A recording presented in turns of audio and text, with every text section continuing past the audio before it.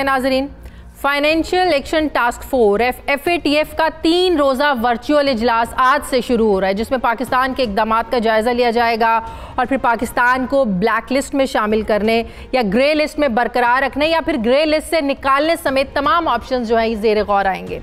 इजलास से पहले FATF ने तमाम ममालिक की मजमूई कारकर्दगी को अपडेट किया है, जिसके मुताबिक पाकिस्तान ने इंसदाद मनी लॉन्ड्रिंग और दहशत गर्दी की माली मुआवनत की रोकथाम के लिए इक़दाम में मजीद बेहतरी दिखाई है।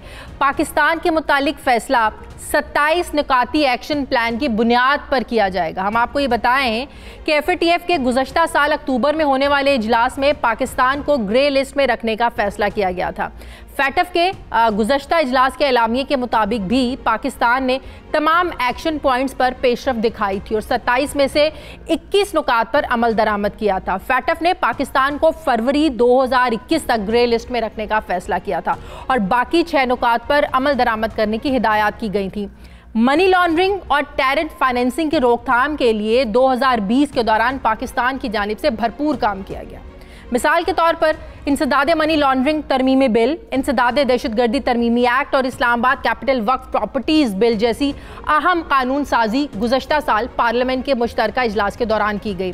फिर इसी तरह नाजायज़ ज़राए से रकूम की अंदरून या बैरून मुल्क मुंतकिल की रोकथाम को यकीनी बनाने के लिए जो काम हुआ, इसे भी काबिल ज़िक्र करार दिया जा सकता है। पाकिस्तान जून 2018 से FATF की ग्रे लिस्ट में है, जबकि भारत और इसके इत्तेहादियों की कोशिश रही है कि पाकिस्तान को ब्लैक लिस्ट में शामिल करवाया जाए। दूसरी तरफ भारत जो काफ़ी अरसे से चीन के साथ सरहदी तनाज़े का शिकार था, अब जो ताज़ा इत्तलात हैं, मीडिया इत्तलात के मुताबिक चाइना और भारत ने मगरबी हिमालय में मतनाज़े सरहद पेंगुइन झील के इलाके से अपनी अपनी फ़ौजों का इनखला मुकम्मल कर लिया है। हफ्ते के रोज़ दोनों ममालिक के कमांडर्स ने मुकम्मल इनखला का जायज़ा लेने के लिए मुलाकात भी की और कहा है कि मगरबी सेक्टर में लाइन ऑफ एक्चुअल कंट्रोल के साथ दीगर उमूर भी जो हैं ये भी जल्द हल कर लिए जाएंगे। भारत ने लद्दाख के बॉर्डर पर अपनी भारी नफरी तैनात कर रखी थी। हम सब जानते हैं कि चाइना और भारत में गुज़श्ता साल जून में इसी मकाम पर बदतरीन तसादुम हुआ था, जिसमें 20 भारतीय फौजी मारे गए थे। तब से लेकर अब तक चीन और भारत के दरमियान सरहदी कशीदगी देखने में आई। भारत पाकिस्तान के साथ भी कई सरहदी झड़पें और लाइन ऑफ कंट्रोल की खिलाफ वर्जियाँ कर चुका है। भारत पाकिस्तान में रियासती दहशत गर्दी में भी मुलव्विस है। पूरी दुनिया को सबूत भी पाकिस्तान जो है ना वो दिखा चुका है, जबकि पाकिस्तान को गुज़श्ता सालों में बदतरीन दहशत गर्दी का भी सामना रहा है। आज DGI-SPR major general Babar Iftikhar ने ऑपरेशन रद्दुल फसाद के 4 साल मुकम्मल होने पर मीडिया ब्रीफिंग देते हुए कहा है कि दहशत गर्दों के खिलाफ पाक फौज ने ऑपरेशंस किए। 22 फरवरी 2017 को आर्मी चीफ की क़यादत में ऑपरेशन रद्दुल फसाद का आगाज़ किया गया। आज हर पाकिस्तानी ऑपरेशन रद्दुल फसाद का हिस्सा है। DGI-SPR ने कहा कि ऑपरेशन रद्दुल फसाद का मकसद मुल्क में अमन का क़याम था। ऑपरेशन रद्दुल फसाद का दायरा पूरे मुल्क पर मुहित था और ऑपरेशन रद्दुल फसाद का मकसद अवाम का रियासत पर एतमाद बहाल करना था। ऑपरेशन के हवाले से टाइमिंग बहुत अहम है। दहशत गर्दों ने मुल्क के तूल अर्ज़ में पला लेने की कोशिश की। ऑपरेशन रद्दुल फसाद का मकसद दहशत गर्दों को गैर मौसर करना था। टेररिज्म से टूरिज्म का सफ़र इंतहाई कठिन और सब्र आजमा रहा, लेकिन शुक्र है कि पाकिस्तान की तमाम सिक्योरिटी फोर्सेस ने मिलकर पाकिस्तान मुखालिफ बयानिए को शिकस्त दी और आज मुल्क में अमन का सफ़र जारी है। आज नाजरीन 22 फरवरी को एक तरफ FATF का इजलास शुरू हो रहा है, जिसमें पाकिस्तान के मनी लॉन्ड्रिंग और दहशत गर्दी के खिलाफ जो इक़दाम हैं जायज़ा लिया जाएगा, तो दूसरी तरफ आज 22 फरवरी को ऑपरेशन रद्दुल फसाद के 4 साल मुकम्मल हुए हैं। सवाल ये है कि क्या FATF पाकिस्तान को ग्रे लिस्ट से निकाल देगा या फिर मज़ीद इक़दाम का मुतालबा करते हुए पाकिस्तान को ग्रे लिस्ट में ही रखा जाएगा। मैं इस पर बात करूँगी। मुझे ज्वाइन करें दिफाई तज्ज़ियाकार जनरल रिटायर्ड नईम खालिद लोधी साहब। अस्सलाम वालेकुम, बहुत बहुत शुक्रिया जनरल साहब आपका। जनरल साहब, आज से FATF का इजलास शुरू हो रहा है। हमारे लिए ज़ाहिर है इसकी अहमियत इसलिए भी ज़्यादा है कि इसी इजलास में फैसला होना है कि पाकिस्तान को ग्रे लिस्ट में रखना है या ग्रे लिस्ट से निकालना है। गुज़श्ता साल अक्टूबर में FATF के इजलास में बताया गया था कि पाकिस्तान ने मनी लॉन्ड्रिंग और टेरर फाइनेंसिंग की रोकथाम के लिए 27 नुकात में से 21 जो अहदाफ थे वो हासिल कर ली और फिर बाकी 6 पॉइंट्स के लिए पाकिस्तान को कहा गया कि इस पर मज़ीद काम करने की ज़रूरत है। आपको भी पता है, अभी जो मैं इंट्रो में कह रही थी कि जो बिल हम लोगों ने पास किए, जो कानून साजी हमने की, इसको सराहा भी गया, इसको अप्रिशिएट भी किया गया। जाहिर है हमारी उन कोशिशों का हिस्सा है जो हमें इस ग्रे लिस्ट से निकलने के लिए करनी है। आपको क्या लगता है कि पाकिस्तान ग्रे लिस्ट से निकल पाएगा? जी बहुत शुक्रिया। पहली बात तो ये है कि मेरा ख्याल जो कुछ हमने FATF के कहने पर किया वो हमें बहुत कुछ खुद करना चाहिए था, क्योंकि हमारे अपने इंटरेस्ट में था कि हम रेगुलेट करें अपनी इकॉनमी को, रेगुलेट करें अपनी तफसीलात को। तो इसमें तो कोई शक व शुबे की गुंजाइश नहीं है। लेकिन एक बात हमें ज़रूर सोचनी चाहिए कि बल्कि इस पर गौर करना चाहिए कि FATF एक सिर्फ फाइनेंशियल रेगुलेटरी टूल है या कोई इसमें पॉलिटिकल साइड भी है। तो मुझे तो साफ नज़र आता है कि इसमें पॉलिटिकल एंगल है और काफ़ी बड़ा एंगल है।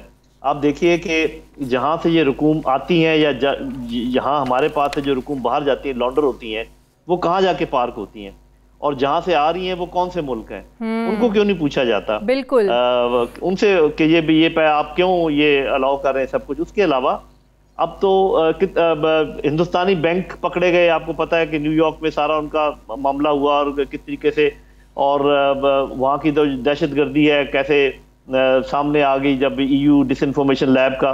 तो क्यों नहीं हिंदुस्तान को उसमें लाया गया? हमें कह रहे हैं जी सोने की खरीदो फरोख्त को आप रेगुलराइज करें, जो कि एक अच्छी बात है, लेकिन हमें बताया जाए कि मिडिल ईस्ट में सोने की खरीदो फरोख्त कितनी रेगुलराइज्ड है, हिंदुस्तान में कितनी है, बाकी मुल्कों में कितनी है। तो मुझे ऐसे लगता है कि हमें ये हमारी लीडरशिप को जरूर इस चीज़ का इदराक होगा। और मेरा ख्याल आज की जो प्रेस कॉन्फ्रेंस है DGISPR की, वो भी शायद हमारे अपने केस को मजबूत करने में मुआवन साबित हो, क्योंकि जब UN के सेक्रेटरी जनरल भी कह रहे हैं और ब्रिटिश जनरल कह रहे हैं, सेंटकॉम के कमांडर कह रहे हैं, और हमारे अपने लोग और तमाम लोग सराह रहे हैं सारी बात को। लेकिन बात ये मेरी बहन के अगर तो बल्कि ये पता चल जाएगा कि ये कितना इसका ये टूल है, पॉलिटिकल टूल है या वाकई एक। लेकिन हम जानते हैं जनरल साहब के FATF में जिन रुकन ममालिक की जारादारी का जो तासुर है, फिर जाहिर है इसमें यह भी शकूक व शुबात होते हैं कि उन ममालिक के होते हुए जो इंसाफ के तकाजे हैं वो पूरे नहीं हो सकते, हमेशा खदशात मौजूद रहते हैं। और फिर अभी भी कहा जा रहा है कि बाज़ यूरोपीय ममालिक जो हैं वो पाकिस्तान पर दबाव बढ़ाने की सोच रखते हैं। भारत का हम जानते हैं कि भारत की ये कोशिश है कि पाकिस्तान को ब्लैक लिस्ट में ही डाल दिया जाए।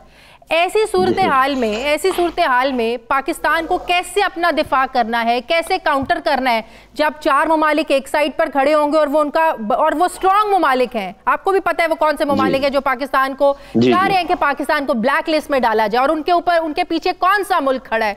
तो ऐसी सूरत हाल में पाकिस्तान को अपना डिफेंस कैसे करना है? हाँ देखिए जी, वो तो जो आप तो डकिच भी बात कर रही हैं कि अमेरिका जो है वो भारत का स्ट्रेटेजिक पार्टनर है, इसमें कोई शक नहीं है। हाँ। और अमेरिका की खिदमत हम अरसे दराज से पे दर पे किए चले जा रहे हैं, आज भी उनको हमारी खिदमत की जरूरत है। मैं ये समझता हूँ कि हम अपनी पोजीशन को लीवरेज कर ही नहीं पाए।